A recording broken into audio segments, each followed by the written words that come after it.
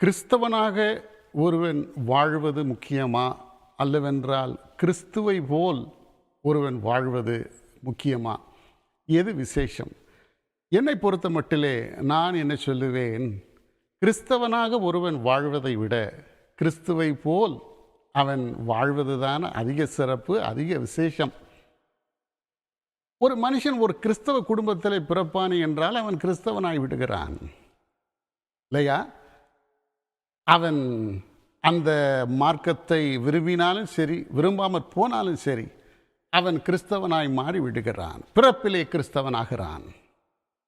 இன்றைக்கு ஒருவனை கிறிஸ்தவன் என்று தகுதிப்படுத்துவது எது?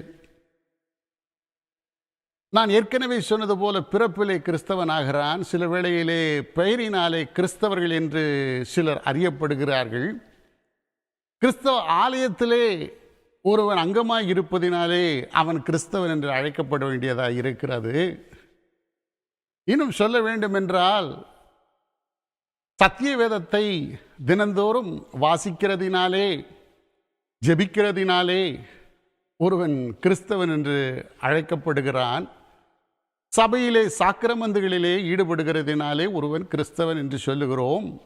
காணிக்கை கொடுப்பதினாலே, ஆராதனையிலே பங்கு பெறுவதினாலே கிறிஸ்தவர்கள் என்று மக்கள் அழைக்கப்படுகிறார்கள். அருமையானவர்களே, இது மிக சுலபம். கிறிஸ்தவர்களாக அழைக்கப்படுவது மிக சுலபம். ஆனால் கிறிஸ்துவை போல் வாழ்வது என்பதுதான் அதிக சிரமம். கடவுளுடைய அனுகிரகம் இல்லாமல், அவருடைய கிருபை இல்லாமல் ஒருவனும் கிறிஸ்துவை போல் வாழ இயலாது. கவனிங்க, உண்மை என்னவென்றால், ஒருவன் கிறிஸ்தவனாய் இருக்கிறபடியினால்தான் ஆலயத்துக்கு போகிறான், கிறிஸ்தவனாய் இருக்கிறபடியினால்தான் ஜெபிக்கிறான், வேதம் வாசிக்கிறான், காணிக்கை செலுத்துகிறான், இந்த கிறிஸ்தவ அனுஷ்டானங்களை அவன் அனுசரிக்கிறான்.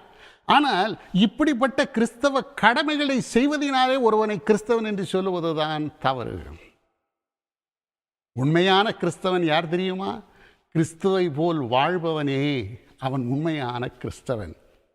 அப்போஸ்தலனாகிய பவுல் பிலிப்பியருக்கு எழுதின நிருபம் 2ஆம் அதிகாரம் 5ஆம் வசனத்திலே அவர் சொல்லுகிறார், நான் வாசிக்கிறேன். கிறிஸ்து இயேசுவில் இருந்த சிந்தையே உங்களிலும் இருக்க கடவது. கிறிஸ்து இயேசுவின் சிந்தையை உடையவன்தான் தேவனுடைய பார்வையிலே உண்மையான கிறிஸ்தவனாக அவன் அழைக்கப்படுவான், காணப்படுவான். அதாவது, இன்றைக்கு கிறிஸ்தவ மக்களுக்கு தாங்கள் கிறிஸ்தவர்கள் என்று சொல்லிக் கொள்வதிலே பெருமை. நல்லதுதான், வேண்டாம் என்று சொல்லலை. ஆனால் ஒரு காரியத்தை நாம் நினைக்க வேண்டும். கிறிஸ்து இயேசுவின் நாமத்தை நாம் தரித்து கொள்ளுவதை விட கிறிஸ்து இயேசுவின் சிந்தையை தான் நாம் அதிகமாய் தரித்து கொள்ள அழைக்கப்படுகிறோம். அதனாலே தான் சொன்னேன், ஒருவன் கிறிஸ்தவனாக இருப்பது சுலபம், ஆனால் கிறிஸ்துவை போல் வாழ்வது தான் அதிக சிரமம். பிரியமானவர்களே, அந்த கண்ணோட்டத்திலே நாம் பார்க்கும் பொழுது கிறிஸ்தவர்கள் மாத்திரமல்ல, கிறிஸ்தவ மார்க்கத்திலே வாழ்கிறவர்கள் மாத்திரமல்ல, மற்ற மார்க்கங்களிலும் கிறிஸ்துவை போல் வாழ்கிற அநேகர் உலகத்திலே காணப்படுகிறார்கள். தெரியுமா? இதை நீங்கள் மறக்கவே முடியாது, மறுக்கவும் முடியாது. நம்முடைய நண்பர்கள், மற்ற மார்க்கங்களிலே இருக்கிறவர்கள் எத்தனையோ பேர் கிறிஸ்துவை போல் கிறிஸ்துவின் சிந்தை உடையவர்களாய் இருக்கிறார்கள். இன்னும் சொல்ல வேண்டும் என்றால், நான் கிறிஸ்தவன், நான் ஆலயத்துக்கு ஒழுங்காக போகிறவன், நான் வேதத்தை ஒழுங்காக வாசிக்கிறவன், நான் ஜெபிக்கிறவன் என்று சொல்லுகிற மக்களை காட்டிலும் கிறிஸ்து இயேசுவின் சிந்தையை தரித்து மற்ற மார்க்கங்களிலே வாழ்கிற மக்கள் அநேகர் உண்டு. அருமை ஆண்டவராகிய இயேசு ஒரு வார்த்தையை சொன்னார், வேதத்தில் பார்க்கிறோம், இந்த தொழுவத்திலே இல்லாத வேறே ஆடுகளும் எனக்கு உண்டு, அவைகளும் என் சத்தத்துக்கு செவி கொடுக்கும் என்றார்.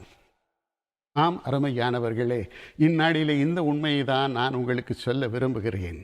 கிறிஸ்துவை போல் நாம் வாழ எதிர்பார்க்கப்படுகிறோம். ஒருவேளை நம்முடைய கிரியை பெரிதாக நாம் சொல்லலாம். நான் ஆலயத்துக்கு போகிறேன், அதை செய்கிறேன், நான் பிரைஸ் அண்ட் வர்ஷிப் செய்கிறேன், நான் வேதத்தை வாசிக்கிறேன், இதெல்லாம் நல்லது.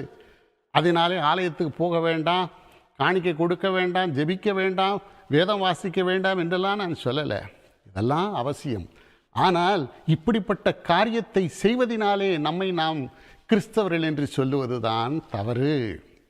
இன்னைக்கு உண்மையான கிறிஸ்தவன் யார் என்று சொன்னால், இப்படிப்பட்ட காரியங்களை செய்தாலும் கிறிஸ்து இயேசுவின் சிந்தையை நாம் உடையவர்களாய் நாம் வாழ வேண்டும். அப்பொழுதுதான் தேவனுடைய பார்வையிலே நாம் கிறிஸ்தவர்கள் என்று எண்ணப்படுவோம், காணப்படுவோம். ஜெபிப்போம். எங்கள் நல்ல தகப்பனே, ராஜா, நாளிலே எங்களோடு நீர் பேசினமைக்காக உமக்கு நன்றி செலுத்துகிறோம். அநேக வேளையிலே சபைக்குள்ளே, ஆலயத்துக்குள்ளே நடக்கிற காரியங்களை வைத்துக்கொண்டு நாங்கள் செய்கிற கடமைகளை, கிறிஸ்தவ கடமைகளின் அடிப்படையிலே நாங்கள் எங்களை கிறிஸ்தவர்கள் என்று சொல்லுகிறோம். ராஜா தகப்பனே, உம்முடைய சிந்தையை நாங்கள் தரித்து கொள்ளவும், அதன் அடிப்படையிலே நாங்கள் எங்களை கிறிஸ்தவர்கள் என்று எங்களை சொல்லிக்கொள்ள எங்களுக்கு கிருபை செய்தருளும். இயேசுவின் மூலம் பிதாவே, ஆமென்.